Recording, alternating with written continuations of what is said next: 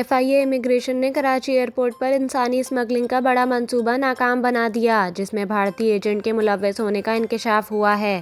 FIA کی جانب سے جاری بیان میں بتایا گیا کہ کراچی ایئرپورٹ سے غیر قانونی طریقے سے یورپ جانے کی سازش بے نقاب کر دی گئی اور ایجنٹ سمیت 4 مسافروں کو گرفتار کر لیا گیا۔ گرفتار ملزم میں حسیب احمد، کیسر احمد، عثمان علی اور ایجنٹ عبدالشکور شامل ہیں۔ ملزمان کا تعلق فیصل آباد، چنیوٹ، گوجرانوالا اور ننکانہ صاحب کے مختلف علاقوں سے ہے۔ انسانی اسمگلر عبدالشکور نے دیگر ملزمان کو پولینڈ بھجوانے کے نام پر 14 لاکھ روپے فی کس کے معاہدے کیے۔ ملزمان نے ایجنٹ کو 2,50,000 روپے فی کس ایڈوانس بھی دیے۔ ملزمان نے غیر قانونی طریقے سے آذربائیجان سے پولینڈ جانا تھا۔ ابتدائی تفتیش کے مطابق انسانی اسمگلر عبدالشکور کے موبائل سے اہم شواہد برآمد ہوئے ہیں۔ ملزم عبدالشکور انڈین ایجنٹ سے رابطے میں تھا۔